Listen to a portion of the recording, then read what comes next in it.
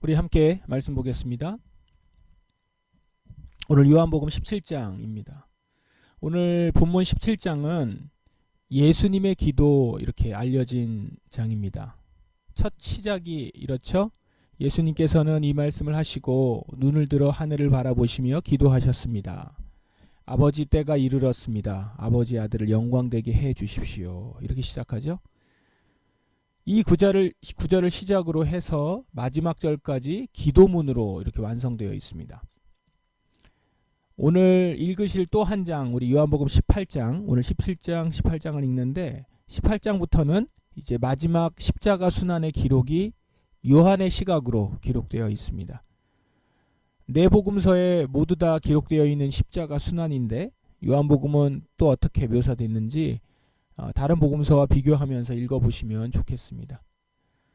오늘 17장 예수님의 기도 우리가 잠시 볼 텐데요. 특별히 여기서 주목하고자 하는 것은 기도하는 자로서 자기 인식, 기도하는 자로서의 자기 인식에 대한 부분입니다.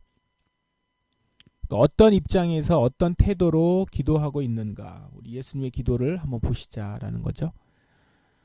예수님은 지금 제자들을 위해서 기도하고 계시는데요. 이렇게 기도하십니다. 6절 보시면 저는 아버지께서 세상에서 택하여 제게 주신 사람들에게 아버지의 이름을 나타냈습니다. 그들은 아버지의 것이었는데 아버지께서 제게 주셨고 그들은 아버지의 말씀을 지켰습니다. 제자들을 어떻게 부릅니까? 아버지께서 세상에서 택하여 제게 주신 사람들, 아버지께서 택하여 제게 주신 사람들, 그리고 아버지의 것, 이렇게 말씀하시죠. 그러니까 본래 그들은 아버지에게 속하였는데 예수님께 주셨고 그들은 아버지의 말씀을 지킨 사람들, 이제 이렇게 얘기하는 겁니다. 그러니까 지금 예수님이 기도하면서 예수님과 나와의 관계, 그 가운데서 얘기하는 것이 아니라 지금 하나님께서 제자들을 어떻게 보시는지, 하나님 아버지께서 이렇게 얘기를 하는 거죠. 7절도 보시면 지금 그들은 제게 주신 모든 것이 다 아버지께로 온 것임을 알고 있습니다. 지금 이런 사실을 제자들도 다 깨달았다라고 얘기를 하는 겁니다. 이 기도에서 주목할 것은 뭐냐면 기도의 중심에 하나님의 주권적인 역사가 자리 잡고 있다라는 것입니다. 하나님의 주권적인 역사. 기도 대부분의 문장 주어가 어떻습니까? 아버지입니다. 아버지 하나님께서 주관하셔서 행하셨다.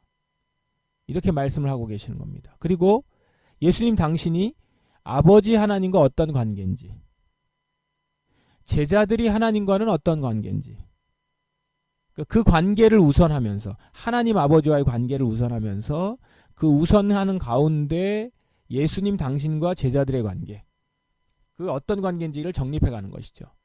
이들은 나의 제자인데 어쩌고 저쩌고 이렇게 얘기하는 것이 아니라 먼저는 하나님 아버지와의 관계를 얘기하고, 또한 예수님 당신도 하나님과의 관계를 얘기하고, 그 가운데서 자신과 그리고 제자들과의 관계를 정립해 간다는 것이죠. 이런 우선순위 하에서 어떤 행동을 해야 되는지, 어떤 사명이 있는지를 발견하고 계시는 거죠. 이 우선순위가 정립이 되니까 그 가운데서 내가 제자들을 위해서 해야 될 기도, 제자들을 위해서 해야 될 행동, 이런 것들이 나타나게 되고, 나와 하나님과의 관계에서 하나님께서 나에게 행하라 하신 것들이 정립이 되는 것이죠. 이렇게 모든 것이 다 아버지께로부터 온 것임을 예수님이 분명히 인식하고 계시니까 기도가 이렇게 수렴이 됩니다. 아버지의 뜻이 이루어지기를 구하는 그런 기도로 이제 수렴이 된다는 것이죠. 하나님 중심으로 생각하니까 하나님의 뜻이 이루어지는 것이 1차적인 목적이 되는 것입니다. 그래서 14절 보시면 제가 아버지의 말씀을 그들에게 주었습니다. 제가 세상에 속하지 않은 것처럼 그들도 세상에 속하지 않았으므로 세상은 그들을 미워하였습니다. 세상이 제자들을 어떻게 본다고요?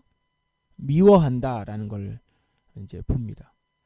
제자들이 하나님께 속한 자들이므로 세상에는 속하지 않은 자들인 거죠.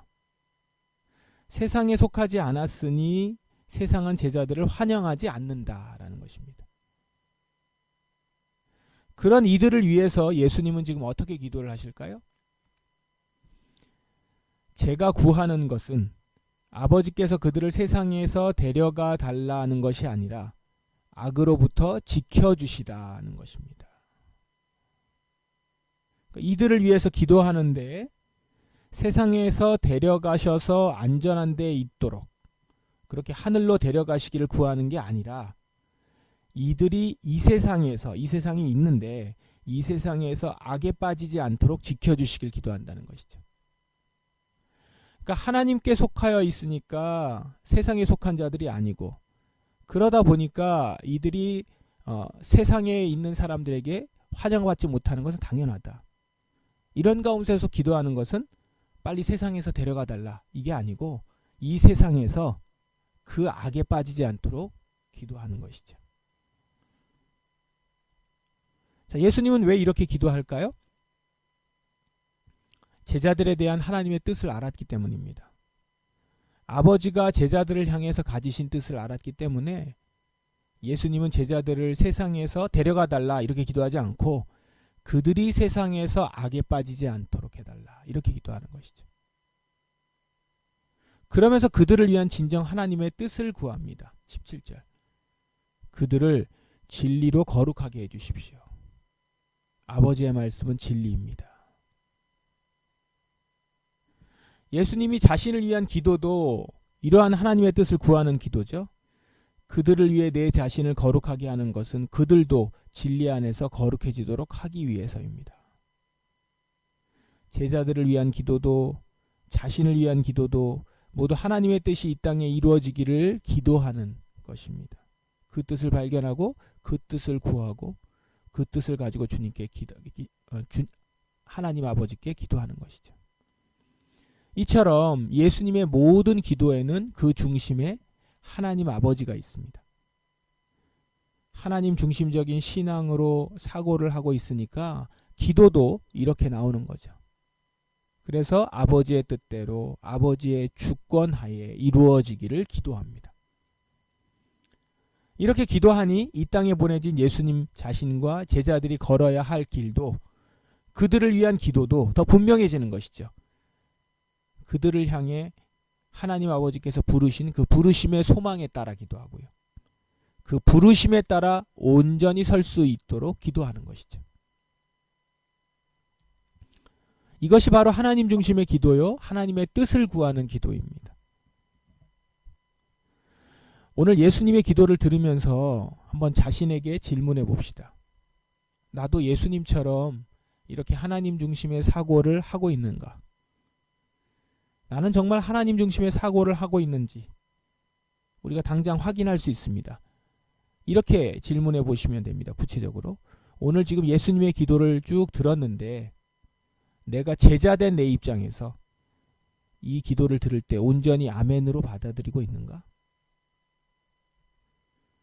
한번 생각해 보세요. 지금 예수님이 제자들을 위해서 기도하고 있는 거죠. 예수님은 이렇게 기도하고 있습니다. 세상은 저들을 미워합니다. 저들을 악으로부터 지켜주십시오. 그들을 거룩하게 해주십시오. 이렇게 기도하고 있거든요. 이 기도를 여러분이 제자로서 현장에서 듣고 있다고 상상해 보십시오. 기도를 듣고 진심으로 아멘이 나오세요? 만일 아멘 그렇습니다 라고 나온다면 여러분도 예수님처럼 하나님 중심으로 생각하고 신앙하고 있는 것일 겁니다. 그런데 혹시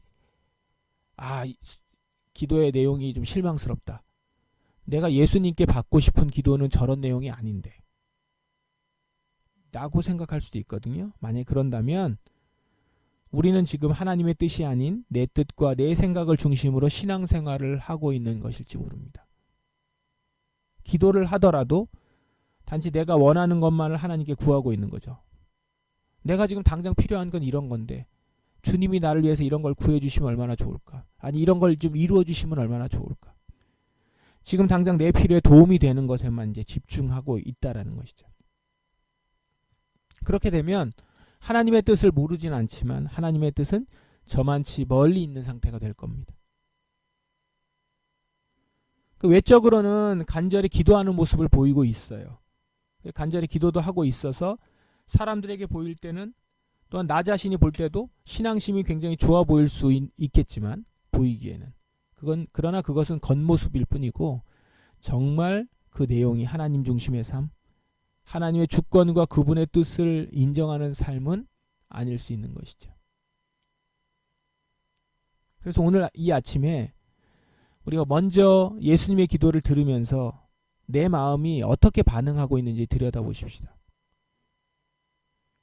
나는 예수님의 기도가 은혜가 되고 위로가 되는가?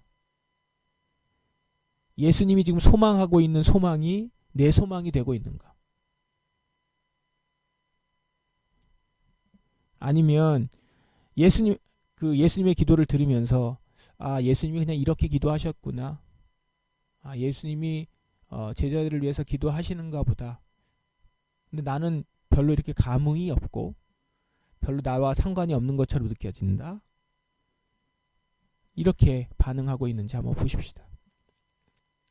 예수님의 기도가 은혜가 된다면 여러분이 확신을 갖고 이것이 주님의 뜻이구나 라는 확신을 갖고 주의 뜻을 구하며 계속 기도하시고요. 예수님의 기도에 감흥이 없거나 기대가 없다면 내가 지금 주의 뜻을 온전히 보지 못하고 있음을 확인하면서 돌이켜서 주의 뜻을 구하는 자로 설 수 있도록 기도하십시다. 우리가 지난 주일에도 같이 말씀을 나눴으나 마땅히 반응해야 할 반응이 우리 가운데 회복되어야 되지 않습니까? 기도도 마찬가지죠. 기도가 제일 먼저일 것입니다. 예수님께서 이렇게 기도하셨을 때 여기에 내 마음을 함께하면서 아멘, 주님께서 기도하신 대로 제게 이루어지기를 믿습니다. 이렇게 같이 기도하는 것이 마땅히 반응해야 할 반응인 것이죠. 예수님의 기도 마지막 부분에 24절에 보시면 이렇게 기도하십니다. 잘 한번 들어보세요. 아버지, 제가 있는 곳에 아버지께서 제게 주신 이 사람들이 저와 함께 있게 하여 주시기를 원합니다. 아버지께서 세상이 창조되기 전에 저를 사랑하셔서 아버지께서 제게 주신 그 영광을 그들로 보게 해 주십시오. 예수님의 제자들을 향한 간절한 마음이 느껴지십니까? 예수님이 간절히 기도하시는 그 기도가 오늘 내게 이루어지기를 간절히 소망합니다. 이 기도대로 정말로 우리가 주님께서 제게 주신 예수님께 주신 그 영광을 보기를 원합니다. 하나님께서 예수님께 주신 그 영광 보기를 소망하고 아버지께서 제게 주신 이 사람들이 저와 함께 있게 하여 주시기를 예수님은 제자들과 함께 계속 있기를 계속 원하셨습니다. 이 땅에서부터 그리고 저 하늘나라까지. 오늘 우리에게도 동일한 마음으로 지금도 기도하실 것입니다. 오늘 하루도 예수님과 함께 하기를 그리고 끝까지 주의 나라에 갈 때까지 함께 하기를. 그래서 그 끝에서 주님께서 갖고 계신 그 영광을 우리도 함께 볼 수 있기를 예수님의 마음과 예수님의 소망대로 우리에게도 이루어지기를 소망합니다.